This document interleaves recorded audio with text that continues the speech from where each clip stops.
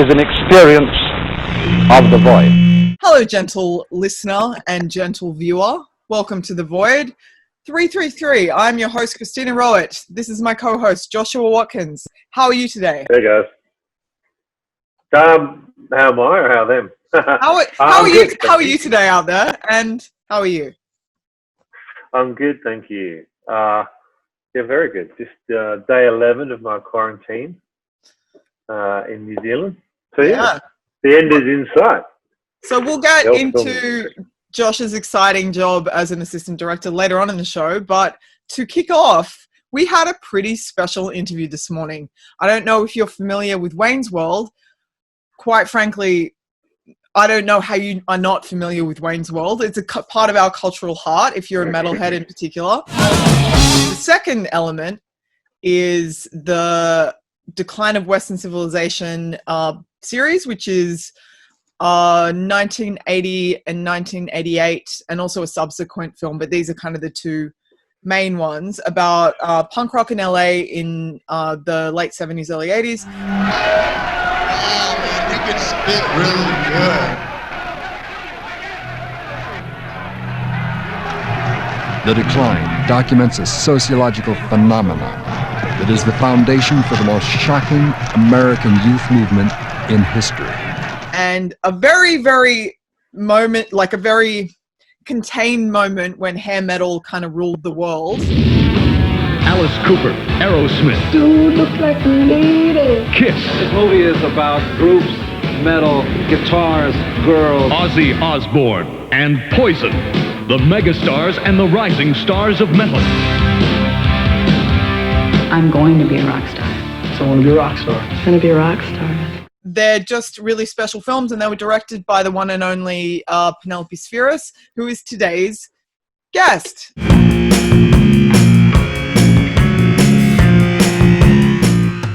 Film legend, director du jour.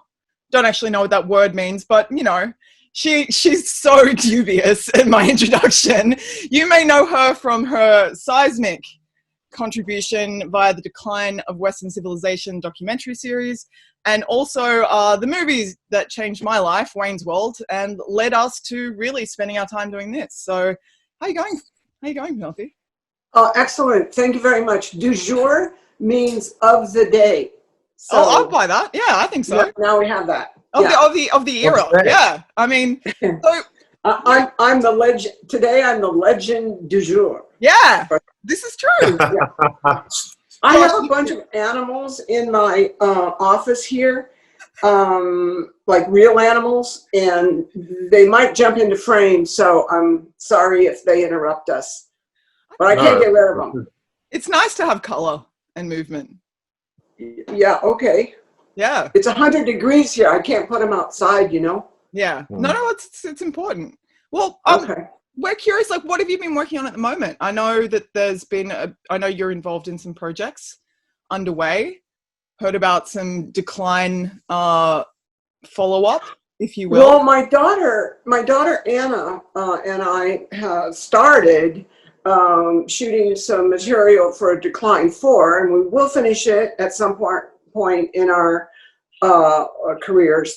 And I'm also working on a movie about my mom who ran away with the carnival, or documentary, who ran away with the carnival when she was 19.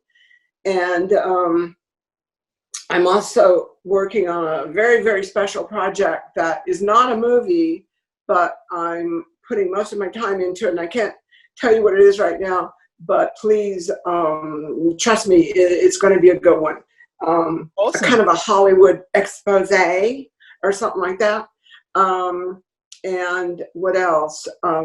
I built a house. That's what screwed me up. Is I stopped working on the documentaries and built a house. And now this is a house, and I built an office into it. I don't ever have to leave because you can't leave anyway. This is true. That was very smart of you. It's like everybody has to do what I have. Yeah. You know? You're all stuck in the house. And so, yeah, I don't know how I can be so busy when I don't have a job, you know, it's just freaky. Hey, I feel you. That's how I feel. I'm currently in quarantine, and I just don't have enough hours in the day. And it's like suddenly it's 12 o'clock at night, and I'm like, oh God, I've got to go to bed. I thought like living in a hotel room for 2 weeks, you literally just climb the walls. But I mean, I can imagine. My word for it is every day is Blur's Day. That's solid. Because you don't know what the hell day it is. I don't know. What's today? Today is actually Thursday. But for here, I don't. You're on this other planet, so you're different. Yeah, that's what a lot of people say. That's generally the vibe. Yeah. But I hope something creative comes out of this. Like the pandemic, like the 1918, they had like the Roaring '20s afterwards. So I'm hoping. What year is it? What year is it where you live? It's 2030. America is a hellscape. You speak Chinese, and Vladimir. Yeah, sorry to break it to you. Awkward. But no, sorry, I shouldn't trivialize world politics. This shit's serious. Oh, yeah. Okay, so that's the shit I'm doing. Yeah, really? Yeah. Yeah. But I wouldn't be too excited about it right yet because I got a lot of work. I got a lot of work to do on it, you know? Yeah. There's a lot going on. Hopefully I'll live that long. I think eternity is all about destiny. I think if you survive this, we can survive all the things. It's a thing. One of the things me and Josh wanted to talk to you about, because you obviously get asked a lot of the same stuff, I would imagine, over the years, ad nauseum. What's something that sticks in your mind about like working on the Decline films that you don't often get to talk about? I think what sticks out in my mind about doing the Decline movies is that I was actually trying to understand myself when I did the movies, because I came from a pretty rough upbringing, and a lot of those kids in the punk scene did as well. I was older than most of them, older than all of them. I'm actually older than everybody, but anyway, older than those kids in the first Decline and the second Decline as well. But I was still trying to understand who the F I am. You know what I mean? How did I get on this earth? Why do people behave the way they do? It really was more of a sort of anthropological study in human behavior with like music as a backdrop, if you understand me. Yeah. Well, it's like litmus paper for people with non-traditional ideas and values. So it makes sense, people kind of drawn to it. And, there's a line at the beginning of Decline 2 where you're like, one of the guys is like, it just makes me feel like I can be whatever I want to be. I can escape from the world and all that stuff. Was that you? Was that about you as well? Well, I don't remember who that dude was, but I just have when I was in college, I studied something called psychobiology. I know it sounds like psychobiology, but it's psychoanimals. But it was really the study of human behavior. And to me, that's what I'm actually most interested in is, why people do what they do and how it is that my family that I was raised in were so damn crazy and trying to understand that, it's like every week at my house, somebody was punching somebody else out, and then, it was, I love you, I hate you, I don't care about you, who are you, fuck off, it's like. Sounds like a punk. Sounds like a punk song. Exactly. My upbringing was like that, and I don't know about you guys, but I find people that were raised in really sweet, darling, picket fence kind of situations are like make me cry boring, so I'm kind of I was raised in chaos, It's comfortable there. Well, that's like I see all the guys in the 3-piece suits in the city. I have a theory that all of those guys are all Patrick Bateman. I can't trust any of that. There's so much artificial. Like, I think they're all going home to murder prostitutes. That's just what. That's what. Like, I can't trust that. Josh, I've dominated this so far, so please. No, that's all good. I'd love to know more about the Rock and Reel, being the music video production company you had early on. Yeah. So for people out there who don't know, Penelope basically invented music videos in the 70s, Fleetwood Mac, Funkadelic, like just crazy. Just trying to make a living, babe. Yeah. Well, thank you for asking that, Josh. Because a lot of people don't know about that part of my life. When I got out of film school, this friend of mine worked at CBS Records, and he said, we just thought of doing this. We're going to make a music video, because if we make a recording, a video recording, it was back then, it was film, of the band, then we don't have to send them around the world and have them destroy hotel rooms and everything. And so we could just send a piece of film. And so I went, oh, what a great idea. I can't believe it took that long to think of it, but I'm going to start a company, and I called it Rock and Reel.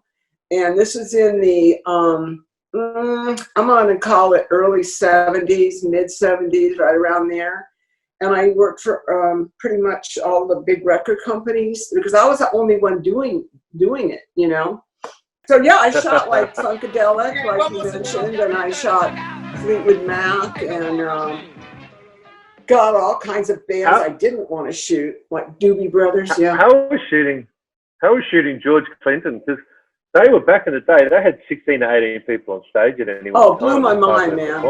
It totally blew my mind. I was just, okay, I don't want to be a downer here, but it was 1974, and my daughter was 4 years old, and her dad had just died of a heroin overdose. Okay. Another one of those fun times of my life. My God, it was awful. And this guy at Warner Brothers Records, who was working with Casablanca, which was the label for Funkadelic, calls me up and says, we want you to go to New York and shoot Funkadelic. And I didn't know who the band was at the time. Okay. Right. I didn't know what I was walking into. So I go down to Casablanca, and Neil Bogart, who was the owner of the company, tells the secretary, go do Penelope's nose so that we can talk about shooting Funkadelic. That's what you did back then, man. You walk into a record company, you go do some blow, and then you sit down and have a little business talk. We've lost that. We've lost the class. It's just, Anyway, so then I flew to New York, even though I was really, not in the mindset to do it. And I walked into this soundstage, and there's George Clinton. They had the whole mothership set up on this soundstage, and the whole band was there, and it was a full dress rehearsal, and we sat up and set up all the equipment and shot 4 songs. And, George came out of the mothership, and it just blew my mind, and it got me back to work, got me back into the real world again. Yeah. It's pretty amazing that Funkadelic is the thing that brought you back to the real world. You got it, girlfriend. Off the planet. Back to the... You never know. You never know where... Yeah, I mean, you had a couple of kind of people from, like, you spent a month with Richard Pryor in an edit suite, didn't you? Like, you spent like... No. I spent almost 2 years with Richard Pryor. That would have been relaxing. Wow. That would have been really relaxing. Relaxing? Are you kidding me? Okay, let me just give you a description of one day in the editing room. Because I shot the film with him. Yeah. And then we were editing it. And here's Richard. Okay. We're at his house down in Hancock Park here in LA. And his wife, Shelley, at the time, he had about 7 wives or 6, I don't know. But at the time it was Shelley. We were there, and I was just showing Richard the film on a Moviola. Oh, you know what that is? Old-fashioned editing machine. She doesn't know. She wasn't born when they were made. So anyway, Richard would walk around in the morning at 10 o'clock with a Japanese kimono robe on, and he had swords, Japanese swords up on the wall, and he would have a plate of cocaine and a bottle of Courvoisier at 10 in the morning, and he would walk around. Kimono. I know, right? Not always a great combination with the sword. Yeah, walk around with the sword going like this right behind where I'm editing and coming up with ideas. So did he contribute a lot? Huh? Did he contribute a lot? Was this a creative space? Actually, Richard was good. He was a good director, and he did have good ideas. But that movie never came out, did it? No, as a matter of fact, Richard at one point decided that he wasn't going to work on the movie anymore, and he wanted me to show it to Bill Cosby. And so Whoa. I know. And so I went to a little screening room at UCLA. I was still a student at the time. And I showed the film to Bill Cosby, and I never saw the film after that. So I think he sold it to Cosby because, Cosby at that time was king shit. You know what I mean? It was like, he didn't like this guy, Richard Pryor, coming up because he was funnier than him and he was getting all the, attention. Yeah. Anyway, so I think Richard sold the film to Cosby, and it's sitting in Cosby's vault or under his bed or somewhere. I don't think he brought it to jail, but anyway. So there's even one more reason to hate Bill Cosby. One more reason he's a piece of shit. There's this unreleased Richard Pryor film. Look, Cosby, go burn in hell. Yeah. Yeah. Give us the film back, please. Yeah, that's outrageous. He's one of the greats. I mean, they don't make him like that, Yeah. So anyway, that's what happened. I heard somewhere, Penelope, that you said that you overstayed your time at film school at UCLA. You said I understand you what? overstayed your time. That you overstayed your time at film school. Oh yeah, and yeah. I was curious what you were doing in your overstay. Oh, I stayed there because I knew as a woman, I couldn't go out into the Hollywood film world and get a job as a director, Yeah. But I could make films if I stayed at UCLA, and I was there. Oh God. Oh man, I must have been there like 5-6 years, something like that, Yeah, wow. And you're supposed to make 3 films when you're there, but I made 8. And yeah, wow. I know, you couldn't stop me. That's awesome. And a guy from the Academy archive named Mark Toscana was actually in my vault one day, and he saw all these boxes, and he goes, "What is that?" And I said, "Those are my stupid films from UCLA." And he restored them, and he made a program out of them. Cool. And they show them. The Academy. Is that what they covered? Did they cover that in the penny stamp thing? Is that Mark that was interviewing on that penny stamp thing? Yeah, that's the same. Right. That's the guy. I did see that. Yeah. He goes around and finds all these obscure films and restores them, and thank God somebody's doing it, It's important. Yeah, it's fantastic. Oh. Absolutely. Well, yeah, I mean, it's Sorry. It's okay. It's a mess. I was just going to say, one woman has won Best Director in 80 years, I have to say.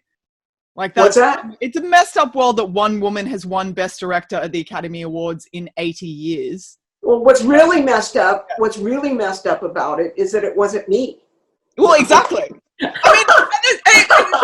I mean, I have to say, Catherine Bigelow beating her ex-husband, James Cameron, was pretty bitchin'. Like, Mr.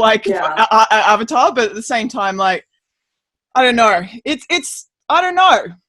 I was glad. I was glad for her. I think she's brilliant. I also love. I wouldn't go that far. Okay. Hey, I think Point Break is a great reference for shooting live music. No. I think all those fight scenes. She learned a lot. Look, she looked out. She married some dude that taught her how to make movies. Okay, I didn't have that fortunate circumstance. You know, I married a heroin addict. You know what I mean? It's like she did good. You know. And but you did this on your own, and that's kind of more. I mean, you're the embodiment of the do-it-yourself. Well, I don't want to compare myself to her because she's got the gold statue. But the fact is, I did have to have that as a goal at one point in my career. I said I was going to be the first woman director to win an Academy Award. You know, and then the bitch wins. You know, what am I going to do? You know? There's still time. How did you go from being a kid at punk shows to having a camera? Was it film school? Like, did you kind of go, did you like steal the camera from film school and go out to a gig? Here's the thing. When I was a kid, there was no punk. You know, it's not like you. When you were a kid, there was punk. Yeah. Okay. When I was a kid, there was just plain old rock and roll, you know, and, you know, maybe a little heavy metal sprinkled in there, you know, but mostly it was just, you know, regular old rock and roll. And I didn't really get into punk music until it happened, which was 76 or so, you know, when the Bollocks album came out. I wasn't even listening to music before that because it was just jive-ass disco. And I know the Bee Gees from down there, and I love them. Okay, fine. But I wasn't listening to the radio. And then I found punk rock, you know, and I'm like, okay, I'm with this. I got it. I got this. And that's when I decided to start making a movie about it. Awesome. Is that joke about the Bee Gees your idea in Wayne's World? Led Zeppelin didn't expect us to make tunes that everybody liked. They left that to the Bee Gees. Well, hold on. Is that in that's in one. No, that's in one. It's in one? 100%. You know how long it's been since I've seen Wayne's World? How long? Well, when it first came out, 25 years. Holy shit. I haven't seen it since really? then. Wow. Yeah. But it's great. What's the point? Yeah. You know? Well, you could learn entire chapters of it and be able to recite them to people and bond. Oh my God. Try to think of a way to make me throw up. Go ahead. I know. I just became the uncoolest person in the world. I'm gonna wither in shame. I'm gonna wither in shame over here, guys. I'm quite it. But anyway, you were saying about Wayne's World. You said that when they did the test screening and it went well, that Mike wasn't there, and that you didn't want to do the cuts that he suggested. Do you mind if we ask what the cuts were, what the changes were in that final print? You know, Yeah. Very, very good question, Josh. And I was thinking about this because I save everything, like every piece of paper, I save it. It's in my vault. I might have those pages because I remember them visually very clearly. It was 3 yellow pages, you know, that pad with the yellow paper, single space notes of things I needed to cut. And you know, actually, it's not Mike's fault because he wasn't at the test screening. The test screening, if he would have been there, he would have went, okay, we're good. But he wasn't there. His dad had died, and he was away. And so he wrote all these notes, and I said, no, I can't do that. And one of the notes I do remember, and actually he brought it up the last time I saw him, was the fact that he wanted to cut out that shot where his girlfriend, ex-girlfriend, is on the bike and they're playing out in the street and she hits the car and goes over. Now that's a big laugh. That's, you know. Oh yeah, it's hilarious. Huge. Yeah. But see, that's the way Lauren teaches his people. It's like fight for your jokes. Don't let anybody else be funny. Just you be funny. You know. So Mike was trying to get rid of stuff. And just him be funny, you know? Yeah. And that didn't fly with me. And I stuck by my guns and I said, I'm not going to cut it. And they said, okay, you can't do Wayne's World 2. And I said, boo-hoo for like 2 weeks. Sat and cried in my house, pulled all the phones out of the wall. and got over it, you know. It would have been better with you. And then the film flopped, so fuck them. Yeah, well, exactly. That's just so you know, Penelope class. is responsible for Wayne's World, and Wayne's World 2 would have been far better with you, because there's all these little jokes that only I don't know. Fan. Yeah. No, I think, you know what I think, Christina? Yeah. I think they were greedy. I think they were trying to take advantage of the success of the first Wayne's World and do the second one too soon, you know? You have to wait and let people want it more. You know, they did it like the next year or some shit. That's a bit fast. It was too fast, That's an interesting... You got to let them beg for it, you know? Yeah. So I wanted to talk to you about a few moments in that film, like that were significant. Obviously, the Bohemian Rhapsody music video kind of brought Queen back to life. It made all car trips with metalheads more fun forever. It taught a lot of us how to get into falsetto who can't really do that. Whose idea was it? How did it all come about? Like, what was your sort of vision for this moment? I can tell you this, that I did a movie before I did Wayne's World in 1987 called Dudes. They were searching for a dream. But what do you want? I want to be a cowboy. In the land of the free. I was born to be a cowboy. California. Let's move to California. And Flea from the Chili Peppers was in it. And John Pryor was in it. And we call it a punk rock Western, okay? But there's a scene in Dudes, which I could send you the clip of, and you could put it on your show if you want. But where Flea and Pryor and the other guy are sitting in a car, and they're headbanging, doing exactly the same thing as in Wayne's World, except not to Bohemian Rhapsody. They're doing it to Hava Nagila. Wow. I never knew that. Holy shit. Hava Nagila. Hava. Yeah. So that's where that scene came from.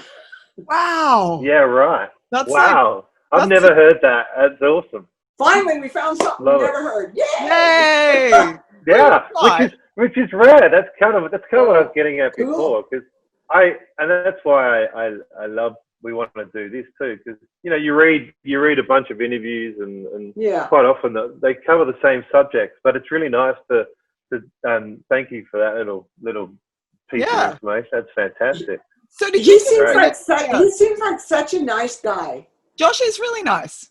He's like one of those long-haired dudes from the 80s. I love it. Exactly. I'm behind the camera because I'm an AD normally, and I've never done this before, as you might have noticed a little bit before. So Christina's been taking me under her wing and has been teaching me how to do it. But she's an amazing interviewer, and I'm the new guy. I'm just learning. I work in film, but music and particularly music documentaries are definitely my passion. And it's awesome to talk to you because Decline, we've all got our own personal stories about Decline and what it meant to us, those that are into music, punk and metal and all that stuff. But what's amazing about Decline is that I don't think I've ever watched or read a book or a documentary that has not referenced the Decline series. Not only once, but I'm talking multiple times. Yeah. And watching it yesterday, I have to talk to you about the Aussie cooking scene. Oh yeah.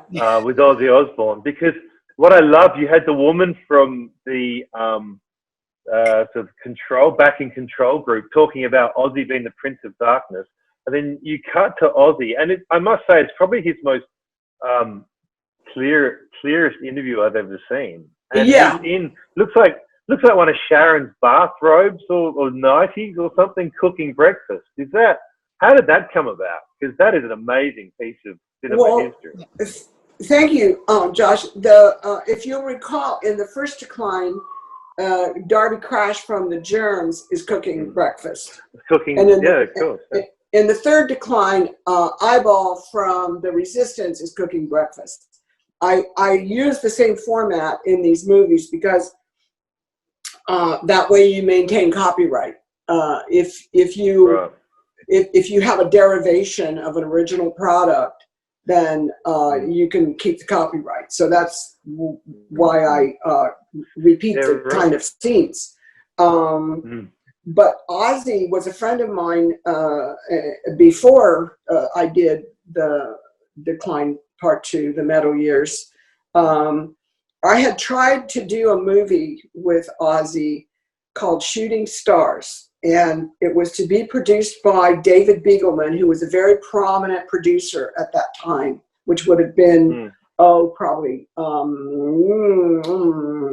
early 80s. And it was a comedy, and this producer couldn't wrap his brain around Ozzy Osbourne being funny, because to him, Ozzy's just this dude that bites the head off a dove at Capitol Records, you know? And so that ain't funny. Okay, so Ozzy's not funny. He's evil. He's like the Prince of Darkness, blah, blah, blah. Well, I know Ozzy's funny, so I'm trying to get the damn movie made. Anyway, this producer ultimately got into some kind of scandal accusation, and he was accused of a scandal, some money fraud thing. I forgot what it was, but he killed himself, okay? David Beagleman killed himself at the Century Plaza Hotel. And now, whenever I see Ozzy, the first thing he says to me, and it's been this way for years, is, Penelope, why did that producer kill himself because he couldn't do our movie? Why? I'm like, Ozzy, that's not why he did it. That's quite an opener. He's like, dude, he had other problems. It wasn't us, you know. That is an incredible team. So yeah, thank you for that. Yeah. But that scene in Decline 2 where, you know, I cheated, I have to admit. You're an AD. You could probably tell, you know, that wasn't Ozzy's arm. I don't know. I got a grip. The orange juice insert. Yeah, the orange juice. I picked up the orange juice insert. Yeah, I got a grip to pour the orange juice. I confess. Okay. It's all artifice. It's all lies.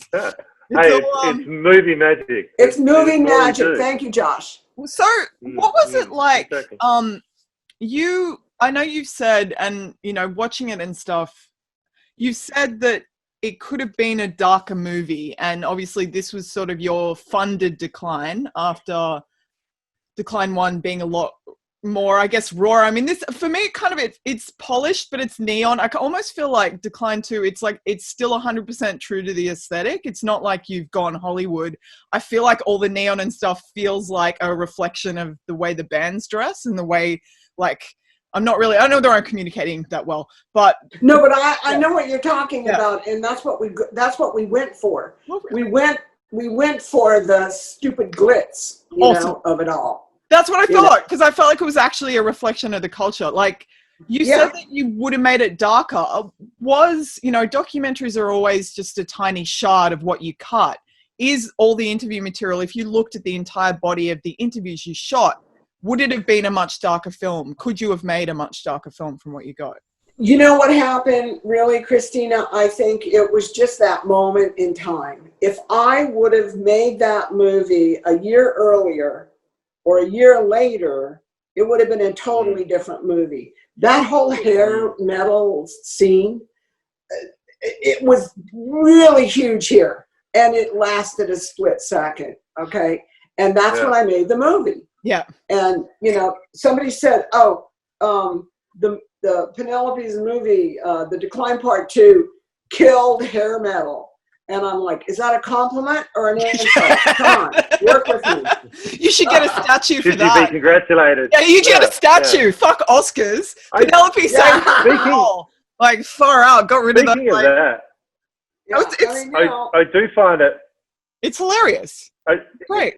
It is fascinating that if you look at Decline 1 it's really like documenting that young punk movement at its time. And then Decline 2 fascinatingly bookends, as you said, the sort of the end of that that particular hair metal scene. Right. And what's interesting is in Decline 1, all those bands you covered in the late 70s, early 80s. I mean, almost to a band. I was in America seeing bands not so long ago, and I was seeing Black Flag everywhere, like just stickers or T-shirts or the backs of someone's calves. Black Flag and Germs, X. These bands now still hold almost a bigger status than they had back then, just in terms of cultural relevance. Yeah. Whereas it's interesting to the juxtaposition of that with bands like London and Odin from Decline 2, that basically never actually, did anything beyond.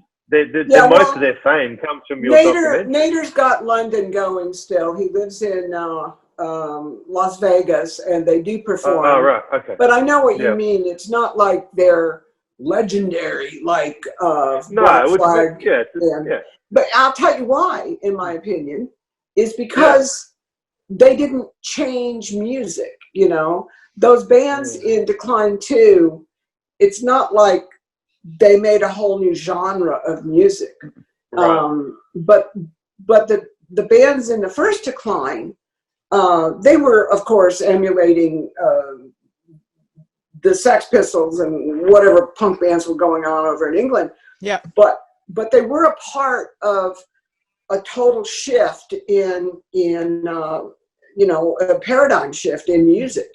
Everything changed with punk, and I think that's why people hold them in with such high respect. Is that they were brave enough to try and change things.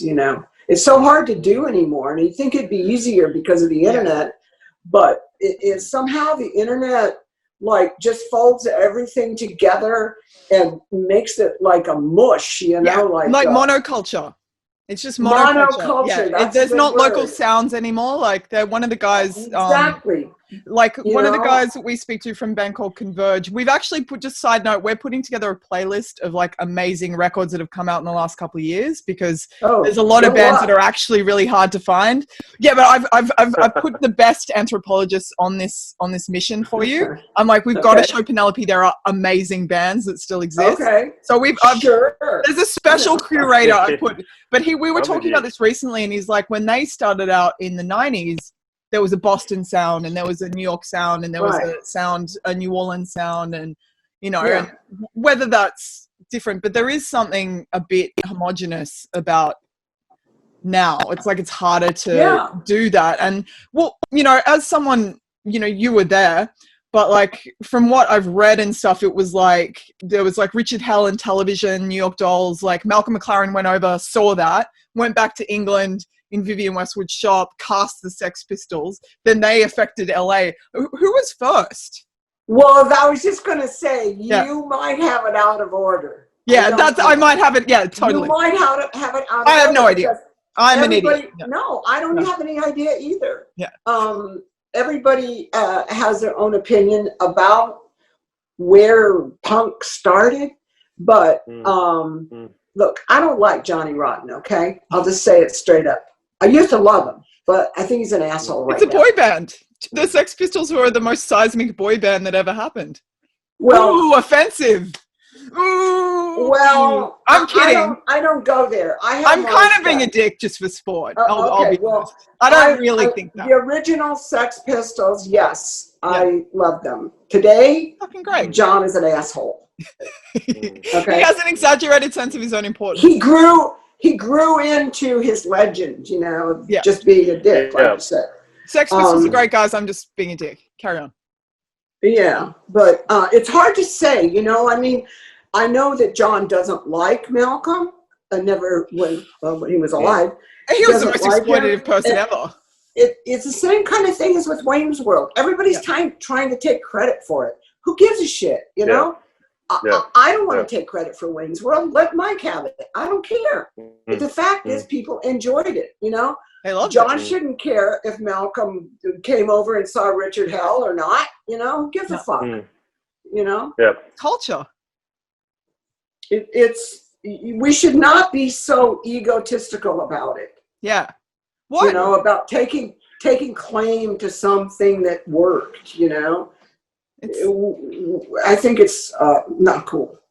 Yeah. And I think that's the beauty of Decline 1 is you don't have those ego. It's quite ego-less. Yeah. In there's no great claims. There's no lofty claims.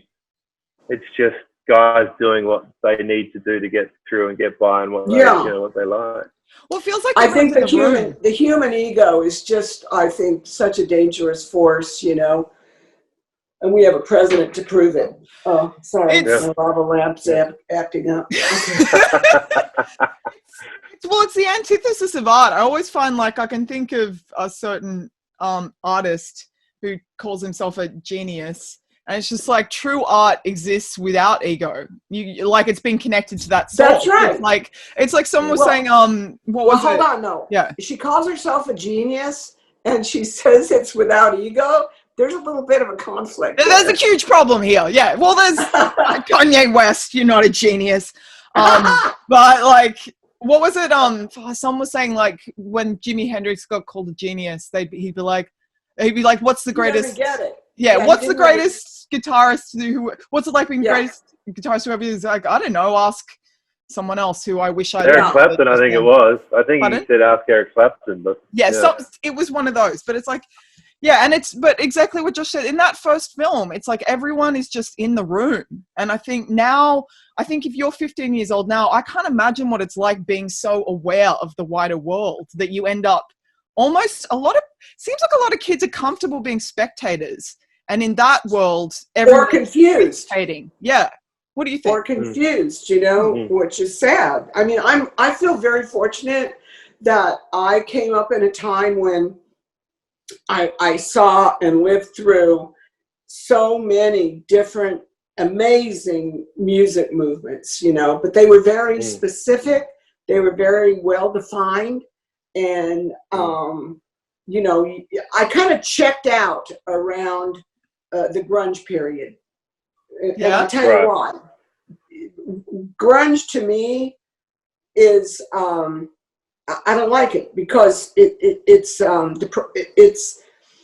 depressing and it's self-pitying and it's oh poor me, moan moan moan, I'm suffering. Fuck that, you know. I don't like grunge. That's like how I felt about like goth bands and like industrial and emo, because I was like, Ministry and stuff was always like fuck you rather than fuck me. That's right. Yeah. And it's like no, I want to be like I like the energy of punk and metal because it seems so, you know, honest. And if you're feeling bad or pissed about something, just say it, you know, get over it, you know. Well, the movies still make you feel like that. The movies, I love how much music is in them. There's not always that much music in music documentaries. And I love how you can put on these movies and you can kind of like, you know, slam around the house a bit. Well, it's like a song. No, but that was with the vacuum cleaner. That was because I wanted to respect the bands and let them play the entire song. That's it. That was huge. Hey. Yeah. What was it like cutting? Okay, so once upon a time you cut live, like with like, I don't know how to explain this. When people used to edit, you used to actually splice stuff together, like physically. What was it like doing that with like live music and stuff? Well, you know, I'm kind of fascinated. Yeah. You got your track and you got to stick with it. And I personally, in my movies, I'm there for every single cut because basically I'm an editor, you know, I really am. My movies are made in the editing. Oh, 100%. Like the Decline 2 is like the editor's dream, like the reference point for me, like it's everything. It's just so perfectly lean the way you cut that. Like it's such an art form to get that much in and cut that much out, I guess.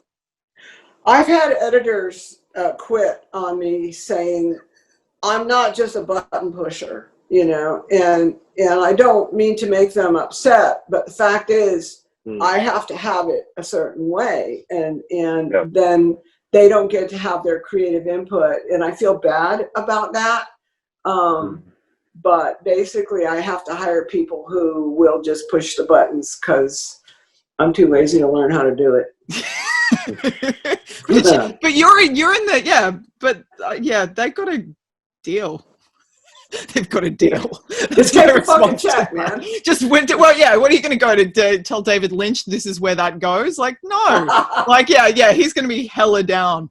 Do you play, there's some funny stories that Roland's told about him, like smashing Rammstein on set in between. Yeah, I don't know. About David Lynch? Yeah. Do you guys know each other? That's a random. No, we don't. I know we're both kind of weird, but I have to say he's really a lot weirder than me. Okay? Yeah? He's a kook. All right? I don't know if that's a compliment or an insult, but the fact is, I think something's wrong with the guy. Really? Yeah, there's something. Somebody told me, I think Josh, you can relate. An AD told me that he worked on a film with David, and in his trailer, he kept 7 bottles with fetuses in them. What? Yeah. I've seen some weird stuff, but I've never seen that. That's preserved fetuses, you know? Why 7?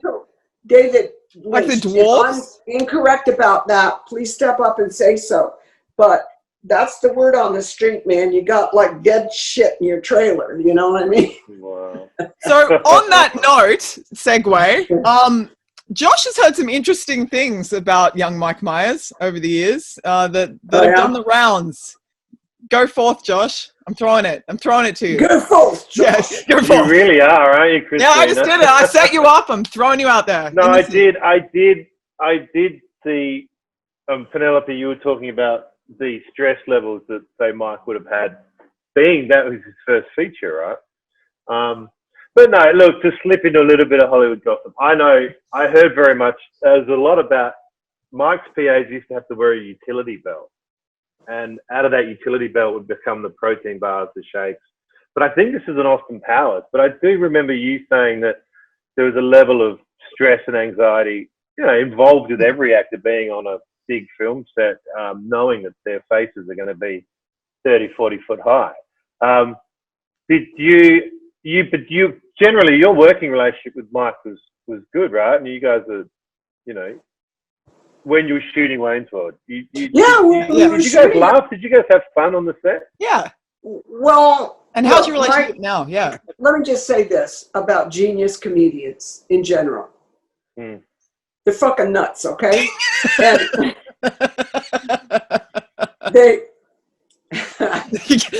you've had some experience. Yeah. I'm Richard Pryor, Mike Myers, Albert Brooks, Lily Tomlin, Danny DeVito.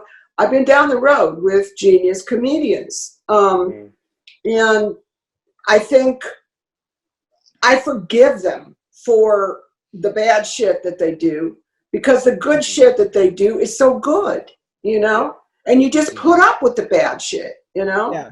And when we were shooting Wayne's World, I mean, there was a couple of times when Mike was a pain in the ass. We didn't have margarine. We only had butter for his bagel. He freaked out. Okay. I put my daughter in charge because he's got hypoglycemia, I think he says. Snack urgency. He needs, I personally would call it some other sort of personality disorder, but whatever. I put my daughter in charge of making sure he had margarine instead of butter. And she hated me for that. But she didn't have to wear a belt, though. Well, yeah. There was only a couple of times on the set where we had a little, face off. Yeah. But no big deal. I mean, it's not like when I worked with Rip Torn on a movie called Senseless that Marlon Wayans and David Spade did in the late 90s. And, Rip Torn I've cried twice on movie sets. Once was Rip Torn, cried. Wow. Once was Rip Torn, and once was Molly Shannon, of all things. Those. Really? Who we don't even know who the fuck she is. Rip Torn was an amazing comic. Was he an awful person? Rip Torn? Yeah. Rip Torn? Yeah. He's not a comic. He's a serious actor. Oh, I've only seen him in 30 Rock. I've only seen him in 30 Rock and Larry Sanders. He was in 30 Rock and Larry Sanders. Okay, well, anyway, Rip Torn made me cry. Yeah. Far out. And Molly Shannon was SNL, right? Yeah. Did that Superstar movie with Will Ferrell. Now, can I ask quickly, Flea in 1980, what did you do, Suburbia in 1983? Suburbia. Was Flea, that must have been pre-Chili Peppers for Flea, right? Well, no, it was right when the band was forming. Flea was 19 years old. I met him over at Lee Ving's house. Oh, wow. Yeah, because he played with Fear for a little bit, didn't he? He what? He played with Fear for a little bit, didn't he? Oh, yeah, he did. He played bass for Fear for a little while. And I remember that time. But, yeah, I met Flea over there, and I remember looking. He was sitting at a table eating lasagna, and I remember him looking up at me, and I looked down at him, and I went, oh, my God. And this kid, his eyes are so blue, and he's got that big gap in his teeth. And I went, he's a star. And then I told Lee, call him and tell him I'm going to put him in Suburbia. And to this day, Flea says, I was so excited. This lady was going to make me a movie star, you know. But it was right around the same time as the Chili Peppers were getting going. And I actually saw them perform at this strip club called the Kit Kat Club. And they performed nude, except for they had socks, like socks on their dicks. which they carried on. So they took that up right up until 88, 89. Oh, they did. Yeah, they were on the cover of Rolling Stone or something. I think they did the song. Yeah, I didn't know that. Yeah, it was. Yeah, no, that became their thing. But what you're talking about, Penelope, would have been the very beginning, the very inception of that idea. I think I was actually physically present for that magical moment. Wow, that's awesome. The genesis of Socks on Cocks. She was there. She's seen a lot of things happen, but this was the real shit, people. The real shit. I'm yelling. Socks on Cocks. And on that note, wait, I'm trying to think. One of the other films that has not seen the light of day, which you spent a lot of time on, I don't want it to be, I would be sad too, but you did a film at Download, which didn't you do a film with Sharon and Ozzy and on the, Ozzfest? I just completely, I'm going to start that again. Yeah, except then you won't do that again. So I will. Yeah, okay, great. So, you worked on a film with Sharon Osbourne and Ozzy Osbourne on Ozzfest that has never seen the light of day, which I cry myself to sleep over. Can you tell us a bit about what happened there? Well, a friend of mine told me that Sharon wanted to make a movie, which was a dramatic love story set on the Ozzfest. And I said, wow, you can't do that because you got the Ozzfest going on in the background and the noise will make it so that the lovers can't talk, okay? It's real simple. Wow. So I sat down with Sharon, whom I already knew, and I said, how about we just go make a documentary on the Ozzfest? And she said, okay. And then she got us a tour bus, and I got a crew together. A good Australian cinematographer named Jamie Thompson. Awesome. And we went on the road and we shot the movie, went to like 30 cities, and there were 10 bands playing every night. It was really a once in a lifetime experience, you know. But I started cutting it, and in the middle of editing it, I found out that Sharon, we had asked her if she had the music rights, and she said, yeah. She had them because when she did the contract with the bands, that she included the movie in there. So you don't question Sharon Osbourne. No. She's the queen. Queen of England. Exactly. Respect. You fucking bow down. So you don't say, "Come on, show me the paper, bitch." Yeah. You'll be struck down from the heavens. You get your head cut off. Yeah. Yeah. No bullshit. Respect, Sharon. Respect. So we didn't question it. And fact is, she did not have the music releases, and she wouldn't go get them, or the bands wouldn't give them to her afterwards. I mean, and the movie just got stuck in hell from clearances, you know. And I worked on it for 3 years. Oh, dude. I know. And God, there's so much heartache in documentary filmmaking. There's so much it feels like it's heart-wrenching a bit at times, these moments, like when they can't be born. Yeah, it is, like except when you say, fuck it, I'm not doing it anymore. Yeah, that is now I feel that is very valid. Yeah. But okay, can you tell us one moment that we'll never see from that? Who was like a really interesting performance on that tour, or a funny moment? Well, within reason of being allowed. Great bands on that tour. God, it was Slayer and Primus and Sabbath. And, That's a great. Yeah, it was amazing. Fear Factory, Static X, System of a Down, Slipknot. I mean, that's the moment. I have to see these bands play every night, you know, and interview them. And it's a great film. It really is. And maybe someday when I'm dead, Sharon, you'll be dead too. No. No, they're such funny characters. Somebody will see the movie. Well, like Les Claypool and Tom Araya, like the Slayer guys, like they're just such funny characters. Like this, you know that Slayer guy. What the fuck's his name? The lead singer, Dave. Tom. Tommy Araya. Yeah, Araya. That guy. He's a dick. I'll tell you why. Really? Because I mean, they're great. But he starts flirting with me when we're shooting. We're shooting on Alcatraz Island, okay, in the prison. You know. He starts flirting with me, and he goes, "How about you give me your phone number?" And I'm like, "Oh, okay." And so we get back to base camp or whatever, and he's in a room with all these guys, and I walk in and I give him my phone number, and he looks at it and he tears it up, and the guys laugh. What a dick! It's just they're such high school boys. Like they're such a bunch of gossipy high school boys. When we used to go on tour with this festival, and you just knew they gossip so hard. Like they're just so. And we took this. I took a band out to the beach. We took a bunch of the bands to the beach on this festival tour in Sydney, and we all went jumping in the water, and someone splashed me, and I think I said to someone, "Oh yeah, the guy from Cancer Bats like pushed me in the water," and then he came up to me like the next day. He's like, "Everyone is saying that you said that I pushed you in the water. I didn't push you in the water, okay? Like I'm not like that." And I was like, "You guys are fucking hilarious. You're just like those little tour worlds. I mean, you should do more stuff on festivals." Oh, me? Yeah. Would you do it again? Joking. Are you done? You go out. Are you totally done?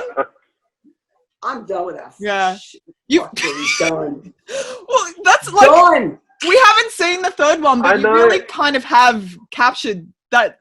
You have essentially captured the whole end of 20th century heavy music. Like, why don't you do it? You really did. Well, I think there so. You go. You do the rest. Can we do it? Are you passing us a torch? I'm over. Am I going to cry? I promised myself I wouldn't cry. Sorry, I had to. We can see. I'm sorry. Once the world opens up, we often talk about this on this podcast, that once the world opens up, whether it's 6 months or a year, that there's going to be a real flourish in live music and festivals, and it would be a really good thing to document. As I think it's going to be a crazy time. Well, you guys have fun with that. Okay. Oh, it's disgusting. If one more sweaty person blows cigarette smoke in my face, I'm gonna. You know what I mean? Have you ever gotten into an altercation dragging a camera through a crowd? Are you politely aggressive? Okay. I'm politely aggressive. I'm going to tell you this story, and then I'm going to go. Okay. Because I have to do some shit. Okay. But when I was out on the Ozzfest, we had 2 big Sony high-def cameras, and they were like $250,000 each. And then we had smaller high-def cameras. And I was shooting in one smaller ones because the other ones are too heavy. And so this guy comes running at the cameraman. Jeff DeVona's got the camera on his shoulder. This is after Jamie quit, whatever. And this guy has like a big gulp cup, and he's coming at the camera, and he's throws it. We're both having trauma. I go right in front of the camera to protect the camera, okay? And what was in the cup? Piss. Oh! Why are they so animal? Well, no wonder you know how to do festivals anymore. I get it. She's just summarized it. It's all very clear, everyone. I think it's all very clear. No, I'm not getting pissed on again. That's a solid. And I'm not getting shit on again by Sharon either. Really? Is that a whole? Right. Oh yeah. Well, as that great headline, which I still say is the greatest headline of an interview ever, Hollywood can blow me. I still say Hollywood can blow me. It was. Yeah. Thank you. I'm glad it made it to Australia. I love you guys. Thank you so much. Thank you so much. Thank you. Amazing. Thank you so love much. You. Take care of yourself in that room, boy. Yeah. I feel like we learned a bit in that moment just then. I feel like we all got a little older and a little wiser. We're not worthy. As you, I mean, there was definitely stuff in this that I didn't know before. You know? Yeah, and I think too, it's also important to note, I don't think we really spelled it out in the intro, but she has a fantastic body of work that obviously I think she was talking about how Decline 1 and 2 and 3 were really her foundation, her life's work. But then she went off and had this amazing career in Hollywood as a director that she'll only really talk about if you prompt her to do so. I mean, she's happy to talk about Decline. And, you know, it's fascinating. She mentioned that she talked about in the interview about all but discovering Flea, you know, from a almost pop cultural perspective. It's fascinating. Like she's been in the middle of so many incredible movements of culture in the last, you know, particularly in the late 70s, 80s. Yeah, and like captured them, and like just as an editor, like the way she kind of, as I said, sliced it down to these really lean elements. You just it's really important. And what we've enjoyed, if you've seen our previous interviews so far with Tony Mott, and we're really committed to kind of, it's not just about speaking to the artists, but about the people involved in the culture and about capturing the culture, which is exactly what she did. Now, in terms of, so she's an established comedy director as well. She's done a slew of other films. And so I wanted to take a brief moment because I think not many people, there's a lot of stuff about the film industry that kind of happens behind closed doors. And you, I think, are first and foremost a devout metalhead, but have infiltrated the feature film industry with your love as an assistant director. How did you get into, as a metalhead, how did you get into doing what you do with film? I think we mentioned on F1 or early on, I did start in music management. Very sort of, not amateur, but I was hardly a professional by any stretch. And got into it with a couple of bands in Adelaide. We all moved to Sydney after that. And so I managed creative people and tour managed from 92 to 1998. Good. That's a good time. It was a fantastic time. One of my main bands, Bliss, who I was, you know, like a seventh member of, and we travelled and had dinners together and you know, travelled all around Australia together. They broke up in late 97, so I was struggling to know what to do. And my brother, who had come out of film school and was very much devoted to becoming a director, said to me, you know, why don't you just get a job as a runner or, you know, like a junior PA? And started, and it was a very good time in Sydney because Fox Studios was just opening up and they were doing The Matrix and they just finished Dark City and Babe 2. And Sydney was becoming very much a hub for the larger American films. I mean, we've always had a great industry in Australia for many years of the Australian industry, but that did start to taper off. That did start to taper off at one point. So yeah, I managed to sort of fall into really good timing.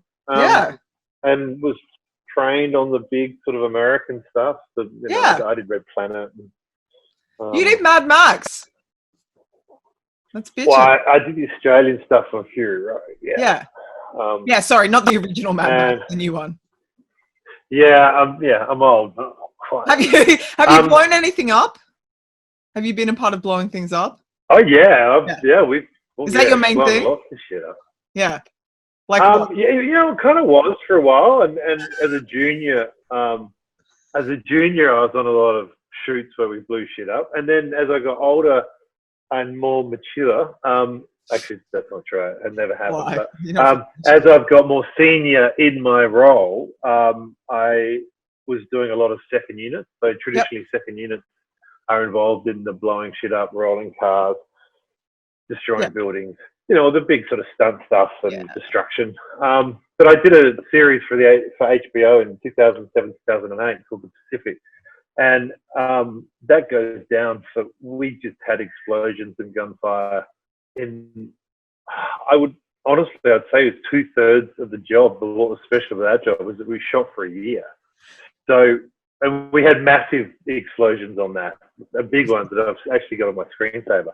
So that was cool. My hearing took a bit of a hit, but worse than metal. We had, you know, you probably just more consistent every day. But that was an amazing job. It was, and we got to blow lots of stuff up. But yeah, over the years, I've blown some shit up. We out at Penrith Lakes in New South Wales, just out of Sydney. We rolled the big rig, for those that have seen Fury Road, and the rigs roll and plug up the gap in the story. So we had to roll all those trucks into those into the we had big shipping containers that were supposed to hold them, but the big rig hit, broke the chain, came straight through, and actually took out one of the cameras. But that was amazing. It's not a bad anyway. It's not a bad way to make a living. Yeah. And I think it is. It can be. Like I think if you're young, and I think it's worth it's not that. Obviously now it's going to be harder, but I think like the film industry. I think the film industry and the touring industry have a lot in common, and you're kind of allowed to be a weirdo. And I would recommend, if you are that kind of a kid, looking into this stuff. And it's always, I think, you know, I started out in the music industry making tea at a recording studio. And I think it's always starting at the bottom is always a good idea, because you can make a lot of friends along the way and you learn a lot of stuff and you get to watch stuff happen. So if you can ever get the opportunity to do that, you know, and reach out and make your services of use, I'm just saying. Yeah, I mean, a fun time. I work as an assistant director, so what we do. Yeah, what do you do? Well, an assistant director, basically, there's two parts of the job. There's the we call it the pre-production, which is scheduling the film. We get given the script by the producers. We have to break that script down into a number of days based on and those days are given to us, which is all based on the budget. It can be anything from 25 day shoot days. On The Hobbit, I think we did 239 or 256 shoot days, which is mind-blowing. Yeah. So it's nearly 2 years. And we put that into a schedule, which is, you know, boring computer software stuff. And then our other side of our job is to manage that schedule on a day-to-day basis, which that schedule comes out of the daily call sheet. And on that call sheet, it tells everyone the scenes we're doing for the day, the actors we're doing, the costume, the camera, whether we've got drones on for that day. And you can have anything from a 3-man team, a first assistant director, a second assistant director, and a third assistant director. Or on the bigger jobs, you can have, I mean, I think on Mulan we had, I think we had like 12 AD. And I was the battle AD. My title was the battle AD. That's pretty cool. That's Viking-ish. So I managed to, it was great. I loved having that title. It was so cool having that title. People were like, "How do you get that title?" And I'm like, "I don't know, but I'll take it. It's awesome." That'd look sick on a battle jacket, like battle AD. Like it'd be good as like within a real metal font. Like I'm just saying. Yeah, no, it's awesome. Cool. It was good, but we had like 12 ADs on that, and it depends on how many units you have. But basically, you're part of a team. So, and that team goes out as ADs. We then go out, and I want to get on to the next point because we go out as a team, and then we manage the day-to-day logistics, the variations of what happens on set, getting cast to set, shooting the scenes, letting everyone know on the set, which can be from 50 people to 300 people, depending on the style of the shoot and the film and the budget. And it's our job to sort of let everyone know, all the departments know what's going on. The first AD obviously runs the shoot with the director and the DOP. So they're the three that are on the set that basically overview everything. And then as the tiers go down, you get to the different assistant directors. Then it spreads out, and you go all the way down to your juniors, production assistants, and you can have like 6 of them sometimes. It's like an it's very hierarchical in that sense. Yeah, it's one of the last true hierarchical sort of working environments obviously outside of the military. But I in our world in Australia and New Zealand, and I mean I've been lucky to work around the world, but the Australian and New Zealand crews are known particularly for being we're a very inclusive bunch. Yeah. And for the most part, we're a happy little campers. I mean, meaning that I very much have a film family in Australia and have a film family in New Zealand. And that might sound cheesy on one level, but when you think about, I can work, minimum I'll do a day is 12 hours, maximum I can go up to 16 or 17. Yep. And you spend more time with your immediate crew than you do with family members or partners, and unless your partner is in the industry, which mine was for a long time, then you pretty much spend most of your waking hours with these people. So it's really important you get along, and I feel very blessed. I think the people that I work with now are the main reason I do it. I think all of these, like, obviously I don't work in feature films, but I worked in music for a long time, and I felt like it was the first time, and I honestly think there's a lot similar in that if you're cool to be around and you're good at your job, that's enough. You don't have to play politics. Be aware of the hierarchy and where you fit into the bigger picture. But I think there's a lot of politics and artifice in like other worlds, the corporate world, whatever, that you don't have to play in this area. Like, and that's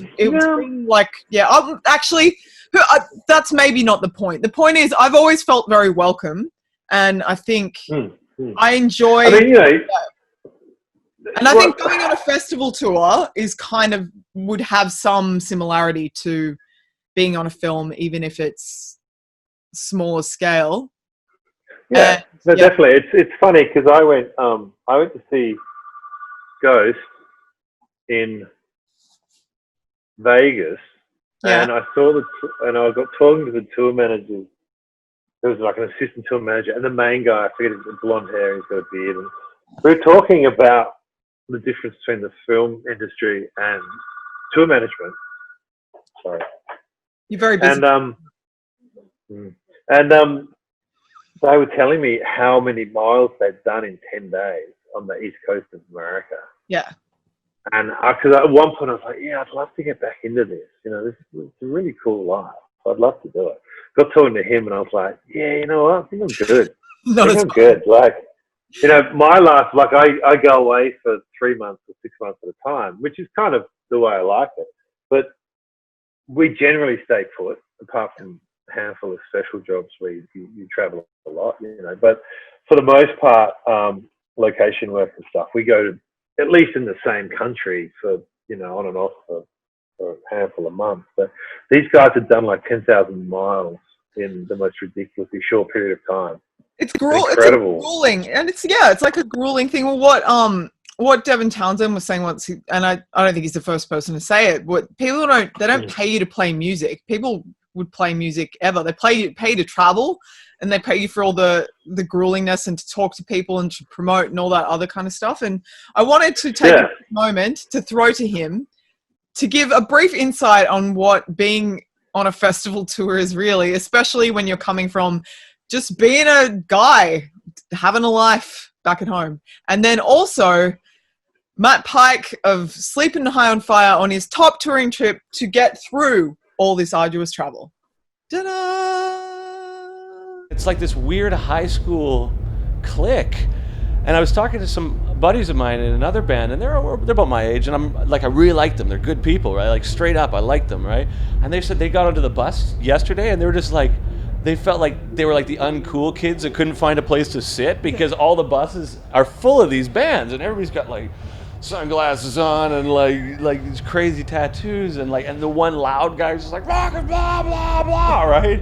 Look at me, I like stuff, right?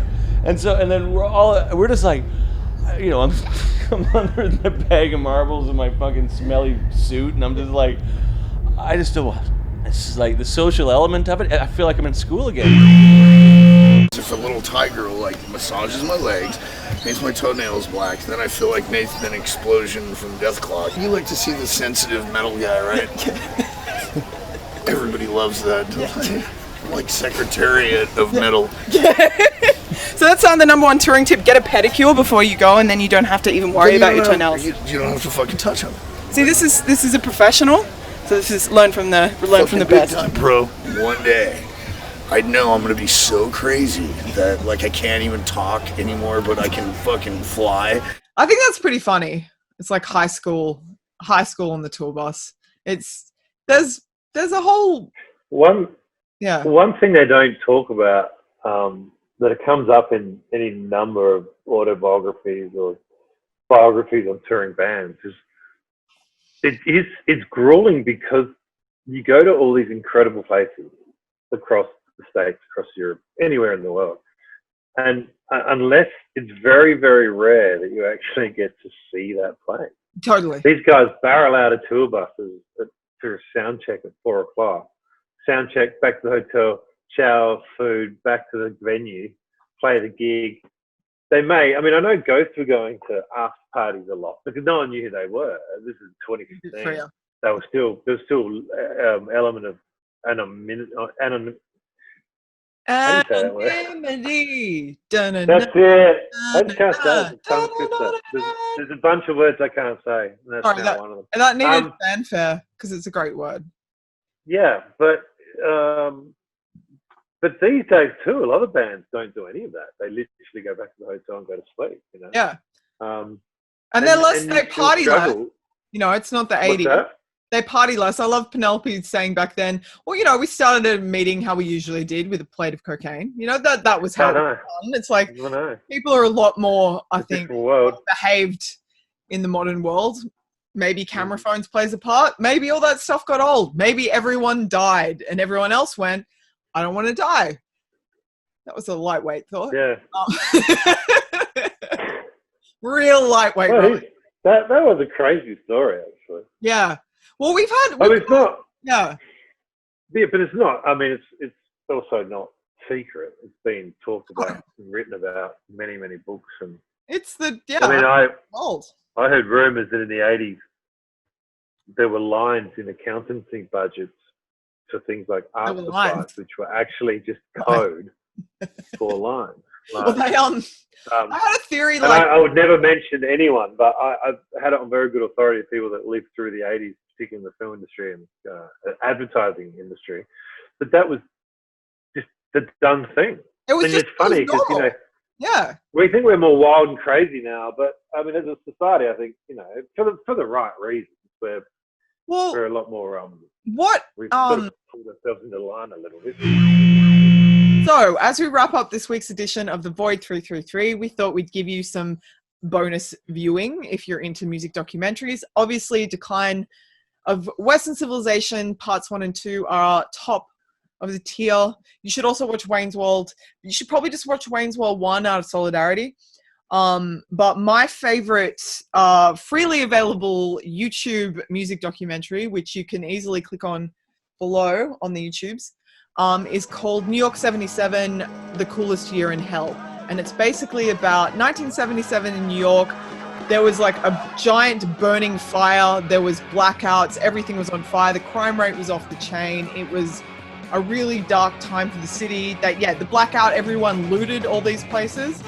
Interestingly enough, this moment in time was actually how a lot of the artists in the early hip-hop scene got all their gear, because back then you couldn't throw a party if you didn't bring a sound system. So this kind of thing is about the flashpoint that kind of was the beginning of hip-hop, the beginning of punk rock, and there was a lot of correlation and cross-pollination and like Debbie Harriet hip-hop shows, and just, it was just very much like street. What's the name of it?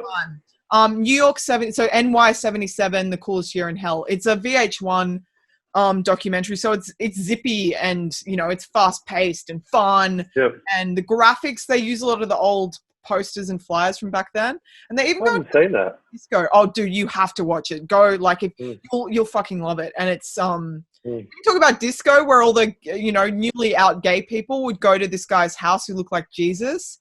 And this was like the beginning of house music, and there was like a Christmas tree all year round, and it was like this real free space of like the gay community finally being able to be, out together, and it was just, it's just, I just got really psyched. I'm just gonna calm down. Okay, it's really good. What are your picks for good music? I think what stayed with me is Anvil's pretty amazing. That's a classic. And Anvil, for those that haven't seen it,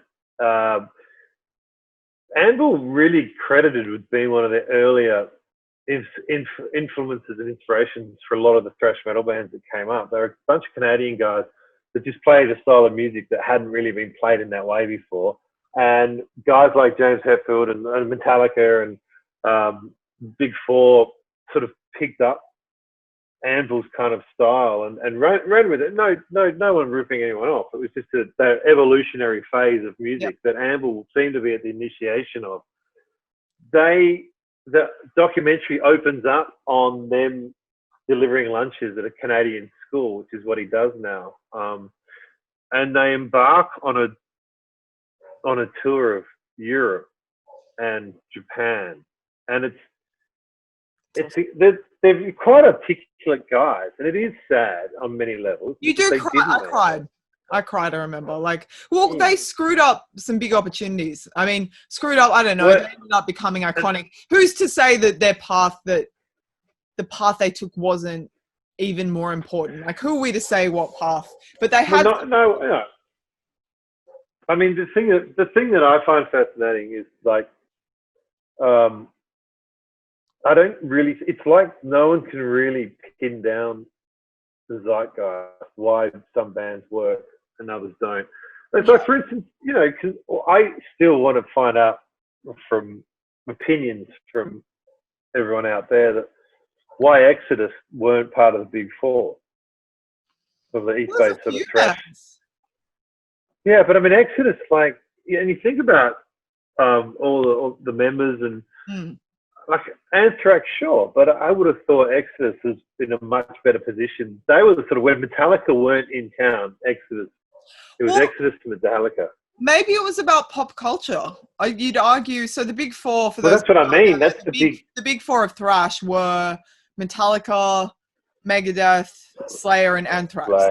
But I mean, you can't argue Metallica and Slayer, and to a lesser degree Anthrax, were a part of popular culture. Like, everyone knows what the Slayer band logo looks like. Metallica and Metallica. I mean, who would have the Metallica? I mean, Metallica are still the biggest touring band in the world when they tour. Like, it's. What's your point there, though? Like, I don't know if I have a point.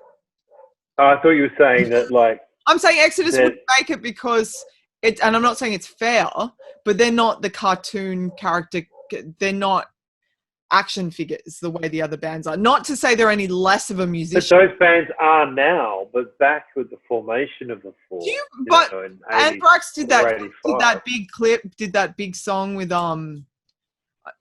who am I thinking of that it will come to me later and it'll be embarrassing. Bring the Noise that they did with Public Enemy. That was a huge Public Enemy. Yeah, but that's like that was the 80s. I have no idea. That was late 80s, though. Yeah. I'm talking like mid 80s. The original point was with what's that? Who named them? Maybe we should have. Yeah. It was funny because there was a tour. What was it called? Fuck. And Alice in Chains. It's actually based on. I was watching one of your things. Clash of the Titans, which was Slayer, Megadeth, Anthrax, and I don't know. It was the Big Four and Alice in Chains. Yeah, which would have been. I would have lost my mind because I stand. And I reckon that. Yeah. A lot of people were like, "Who the hell are these guys?" Like, well, you should, for people, I saw, obviously I'm a huge fan of Lane Staley. I mean, if you like Alice in Chains, I mean, obviously. But, those were hard shoes to fill. But he died 25 years ago. And William Duvall, who is the lead singer of Alice in Chains, is honestly one of the most incredible performers I've ever experienced. And that is one of the tightest bands that I've ever seen. They are truly astonishing still. They will still break your heart, and it's a lot less dark. It's uncanny though how yeah, I love how Will. well I'm a huge fan. how well William and Jerry and it's like to diminish like Lane did. Well, and to diminish, Jerry's vocal contribution is enormous. All those harmonies. There is. Well, that's it. But and I think that's why that sound still works for them, because Jerry was not just backing Lane up, he was an equal in the 100%. Harmony. He was definitely an equal. But I must say, there's a great clip on YouTube. I think Rolling Stone put it in there, embedded it. It's 10 great moments of Lane Staley's vocal performance. There's no one. Look, he's watch that. You can love it. You are reminded. Yeah. You are reminded of how good his voice was, how unique and how powerful. It doesn't happen often, those guys, and I'm not saying that he wasn't a one in a zillion. He was. Same with Bon Scott, but it doesn't mean you gave up on AC/DC, and it doesn't mean you gave up on, they're so much more than that. And I'm just saying, I'm just a huge fan. Yeah. Just saying, I'm a huge fan, okay? Huge fan of Alice in Chains. Now and then. Just fucking, duh. That's all. Sorry, that was... Going back to the original thing, though, it's like with Anvil, there was no way... We went down that rabbit hole, which is fine, which is good, right? No, it's all good. But what fascinates me about... And because managing Bliss for a long time, it's like what moments in time have to intersect and come together for a band to reach that moment. And Anvil, for the most part, I think they even interview all the heavy hitters from that period in the documentary, and they all doff their hat to the Anvil guys, and yet they never cross that line. I mean, most bands I got in trouble.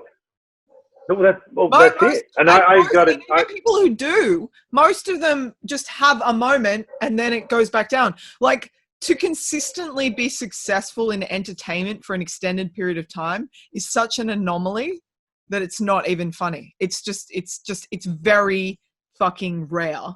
And I think it's And what's amazing too is the amount of metal bands that actually have that longevity too. And not just bringing it back to metal for the sake of it, but if you actually look at it, it is quite unusual. Psychology. How many metal bands, they do dim a little bit and they do change a little bit, but for the most part, I mean, all those guys are still, so many of them are still touring. I got in trouble with Penelope because I did mention London never making it, and she was quite right to point out they're still playing now. But my point was, you look at Faster Pussycat, who started about 6 months or a year after Guns N' Roses. Yeah. And you listen to his voice and you look at them and you're like, there's definite Gunners vibes there, like the two bands. And yet most people probably wouldn't. I would struggle to. I just realized. I would struggle to name. But Guns N' Roses. I would struggle. Yeah. What? I was supposed to mention in that the Guns N' Roses were actually meant to be the closing band in the Decline movie. Yeah, well, but, they said no because they were in this moment where I heard another interview. Penelope was talking about how their manager didn't want to do anything to take them off the path. Like they were just but that was my point. Was going to be that with Faster Pussycat and Gunners, one band becomes the biggest band in the world, and the other band literally has is really quite obscure, other than within the LA rock scene of '88 to the '90s. But see, London came up through that. And if you look at London, who they had in there, I mean, at some point, there's a massive list of musicians that played with London. But if you look at, I mean, Slash, Izzy, and Stevie Adler all did time in London at some point. Yeah, right. And yet London never hit the big time. And what I meant when I said they didn't make it, I mean, I'm like Gunners. Well, I mean, they didn't make it. If you want to say Gunners made it, then yeah, they definitely didn't make it. You know. That's right. But it's about a song. It's the song-based culture. It's always been like that. They had a huge goddamn song, Sweet Child of Mine, without Sweet Child of Mine. And, you know, it was what Mike Portnoy was saying about Dream Theater. A huge song, nothing would have happened to that band the way it did if they hadn't had that one song. So it's like this alchemy of all these people together, but it's also generally, and I'm not saying it's right. I'm not saying that it's okay that people who write a great album aren't necessarily the ones that cut through. But since the dawn of time, it's been about that song. And if you don't have that song, it doesn't matter how great you are.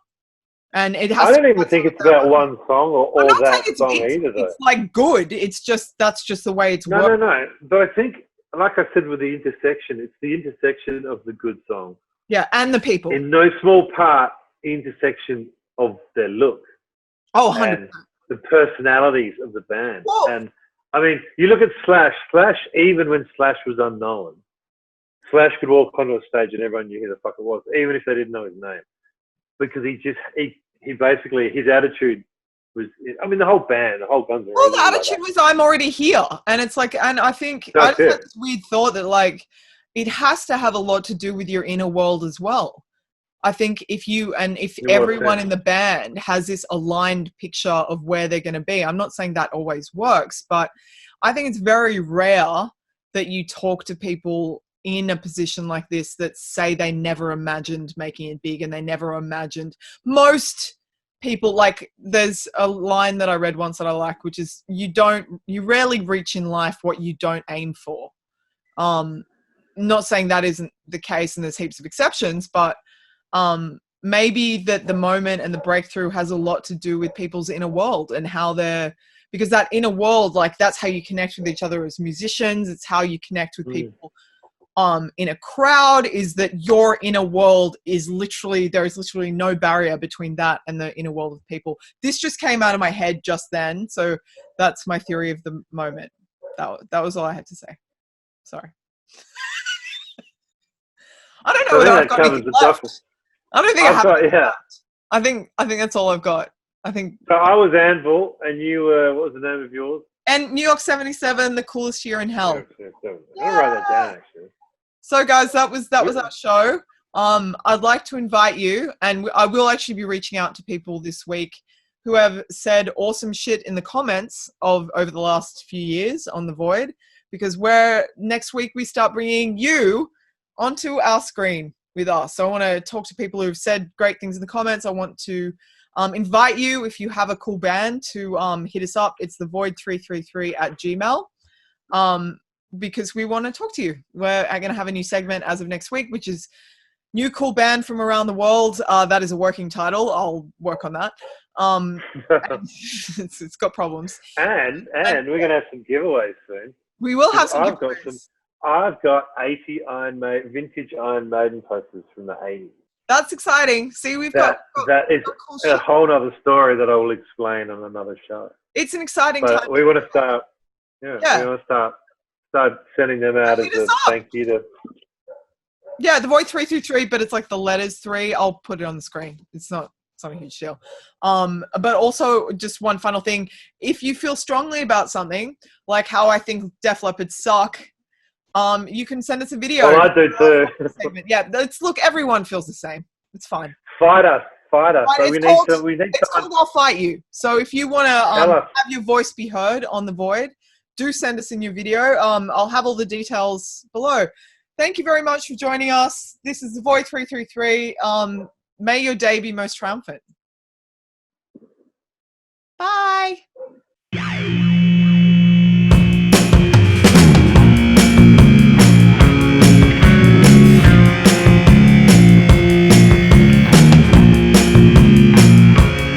This is an experience of the void.